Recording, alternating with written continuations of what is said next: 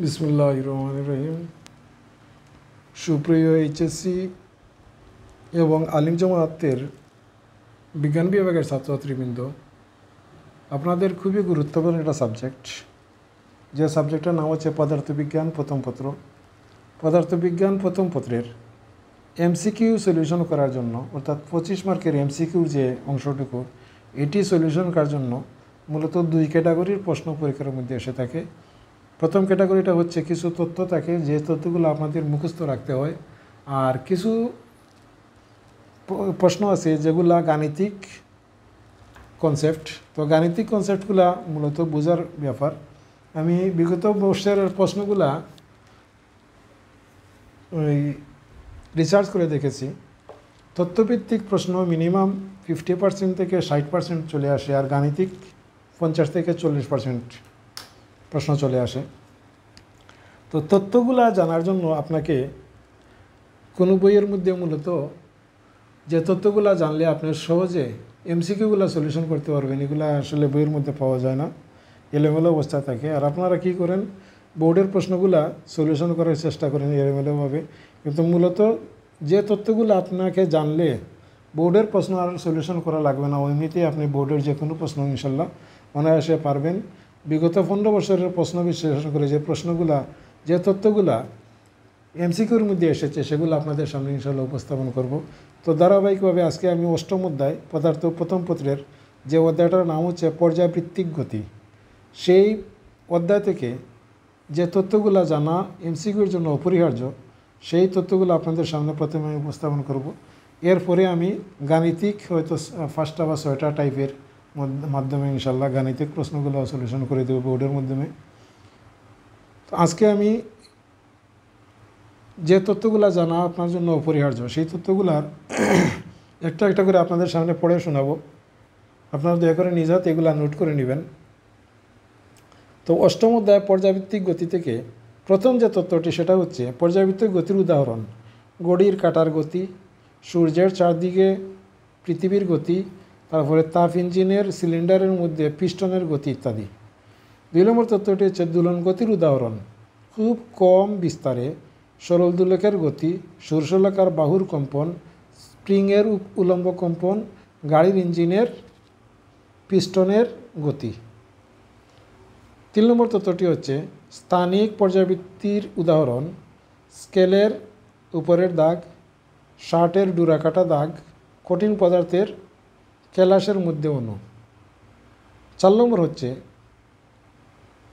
কালিক পর্যায়ক্রমের উদাহরণ: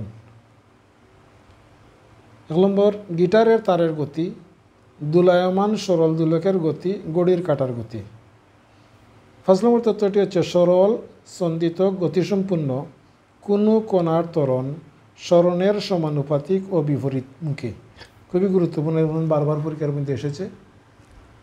আপনারা এগুলো দেখলে মূলত বিগত বোর্ডের প্রশ্নের মধ্যে কী কী আছে, কোন কোন বোর্ডের মধ্যে এসেছে, এগুলো ইনশাল্লাহ এগুলো দেখতে পাচ্ছেন আপনারা। তো অবশ্যই এই তথ্যগুলোর গুরুত্ব কতটুকু আপনারা বুঝতে পারতেছেন বিগত বোর্ডের প্রশ্নগুলা দেখে। এরপরে 5 নম্বর তথ্যটি হচ্ছে সরল সন্দিত গতিসম্পন্ন কোনো কণার ত্বরণ সরণের সমানুপাতিক ও বিপরীতমুখী। 6 নম্বর তথ্যটি হচ্ছে সরল সন্দিত গতিসম্পন্ন কোনো বস্তুর বারবার দুল দেওয়ার কারণ হচ্ছে গতি, জড়তা ও প্রত্যয়নী বল। 7 নম্বর হচ্ছে সরল সন্দিত গতিসম্পন্ন কণার গতিপথের মধ্যে অবস্থানে বেগ সর্বাধিক হলেও সরণ এবং ত্বরণ সর্বনিম্ন হয়। এটা ব্যাখ্যা কতবার পরীক্ষার মধ্যে এসেছে দেখতে পাচ্ছেন আপনারা।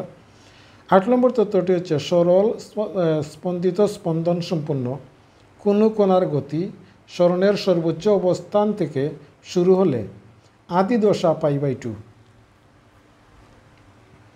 9 নম্বর তথ্যটি হচ্ছে সরল সন্দিত স্পন্দনশীল কণার সর্বোচ্চ অবস্থান ও সাম্যাবস্থার মধ্যে দশা পার্থক্য হচ্ছে π/2। 10 নম্বর তথ্যটি হচ্ছে সরল সন্দিত স্পন্দন সম্পূর্ণ কোনো কণার সরণ সর্বোচ্চ হবে যখন বেগ সর্বনিম্ন কিন্তু ত্বরণ ও বল সর্বোচ্চ হয়। 11 নম্বর তথ্যটি হচ্ছে সরল সন্দিত স্পন্দনে স্পন্দিত কোনো কণা প্রত্যয়নী বলের জন্য সর্বোচ্চ বিস্তারে গিয়েও সাম্যাবস্থায় ফিরে আসে এবং সাম্যাবস্থায় বেগ সর্বোচ্চ হয় বলে গতি জড়তার জন্য আবার পুনরায় বিস্তৃত হয়। 12 নম্বর তথ্যটি হচ্ছে সরল দোলন গতিসম্পন্ন কোনো কণার দশা বলতে ওই কণার যে কোনো মুহূর্তে গতির সম্যক অবস্থা অর্থাৎ কণাটির সরণ, বেগ, ত্বরণ, বল ইত্যাদি বোঝায়। 13 নম্বর তথ্যটি হচ্ছে একটি দেয়ালঘড়ির ঘণ্টা, মিনিট ও সেকেন্ডের কাঁটার কৌণিক বেগের অনুপাত হচ্ছে 1:12:720 অর্থাৎ 1:12:720। এটা স্মরণ রাখবেন। 14 নম্বর তথ্যটি হচ্ছে স্প্রিংজনিত স্পন্দনের ক্ষেত্রে বস্তুর দোলনকাল টি নির্ভর করে বস্তুর ভর এবং স্পিন ধ্রুবক কে এর উপর। 15 নম্বর তথ্যটি হচ্ছে কোনো স্প্রিংয়ের দৈর্ঘ্য হ্রাস পেলে কিংবা প্রস্থচ্ছেদের ক্ষেত্রফল বৃদ্ধি পেলে স্প্রিং ধ্রুবকের মান বৃদ্ধি পায়। 16 নম্বর তথ্যটি হচ্ছে নির্দিষ্ট ভরের একটি বস্তুকে একটি স্প্রিংয়ে ঝুলিয়ে দিয়ে স্প্রিং ধ্রুবক বাড়ালে দোলনকাল কমে যায় বা কমবে। 17 নম্বর তথ্যটি হচ্ছে বল ধ্রুবকের একক নিউটন পার মিটার এবং মাত্রা হচ্ছে Mt⁻²। 18 নম্বর তথ্যটি হচ্ছে সরল দোলকের সাহায্যে অভিকর্ষ ত্বরণ জি এর মান পাহাড়ের উচ্চতা ও সময় নির্ণয় করা হয়। পাহাড়ের উচ্চতা ও সময় নির্ণয় করা হয় সরল দোলকের সাহায্যে। অভিকর্ষ ত্বরণ জি এর মান নির্ণয় করা যায়, পাহাড়ের উচ্চতা নির্ণয় করা যায় এবং সময় নির্ণয় করা যায়। 19 নম্বর তথ্যটি হচ্ছে সরল দোলকের একটি পূর্ণ দোলনের ক্ষেত্রে দুইটি অবস্থানের ববের সমস্ত শক্তি বিভব শক্তি। 20 নম্বর তথ্যটি হচ্ছে দোলক গড়িকে পাহাড়ের উপর নিয়ে গেলে ধীরে চলে ও সময় হারায়, বিষুব অঞ্চল থেকে মেরু অঞ্চলে নিলে এটি দ্রুত চলে এবং গ্রীষ্মকালের চেয়ে শীতকালে দ্রুত চলে। খুবই গুরুত্বপূর্ণ তথ্য। 21 নম্বর তথ্যটি হচ্ছে একটি সেকেন্ড দোলকের এক প্রান্ত থেকে অন্য প্রান্তে যেতে সময় লাগে 1 সেকেন্ড। 22 নম্বর সেকেন্ড দোলকের কম্পাঙ্ক 0.5 হার্টজ। 23 নম্বর তথ্যটি হচ্ছে সেকেন্ড দোলক সাম্যাবস্থা হতে সর্বাধিক সরণে যেতে 0.5 সেকেন্ড সময় নেয়। 24 নম্বর তথ্যটি হচ্ছে সেকেন্ড দোলকের দৈর্ঘ্য এল অভিকর্ষ ত্বরণ জি এর সমানুপাতিক, যেহেতু এল = g/π² টি = 2 সেকেন্ড। সেকেন্ড দোলক বা সরল দোলক এটাকে টি = 2 সেকেন্ড থাকে সময়টা। 25 নম্বর তথ্যটি হচ্ছে সরল দোলকের সর্বোচ্চ কৌণিক বিস্তার 60 ডিগ্রি হওয়া উচিত। লাস্ট অ্যান্ড ফাইনাল তথ্যটি হচ্ছে একটি সরল দোলককে পৃথিবীর কেন্দ্রে নিয়ে গেলে এর দোলনকাল অসীম হবে। প্রিয় শিক্ষার্থী, অষ্টম অধ্যায়ের পর্যাবৃত্ত গতির এই তথ্যগুলাই যদি আপনারা জানা থাকে তাহলে অবশ্যই তথ্যভিত্তিক যে এমসিকিউগুলো পরীক্ষার মধ্যে আসে সেগুলো ইনশাল্লাহ আপনারা অনায়াসে আনসার করতে পারবেন। তো আশা করি আপনাদের ভিডিওটি ভালো লেগেছে। যদি ভালো লাগে তাহলে অবশ্যই সাথে থাকবেন, চ্যানেলটি সাবস্ক্রাইব করবেন এবং গাণিতিক কনসেপ্টগুলো আমি ইনশাল্লাহ এইগুলা আপলোড দেওয়ার সাথে সাথে আপনাদের সামনে উপস্থাপন করে দিব। তো প্রত্যেকের মঙ্গল কামনা করে আজকের মতো এখানে বিদায় নিচ্ছি। আল্লাহ হাফিজ। আসসালামু আলাইকুম।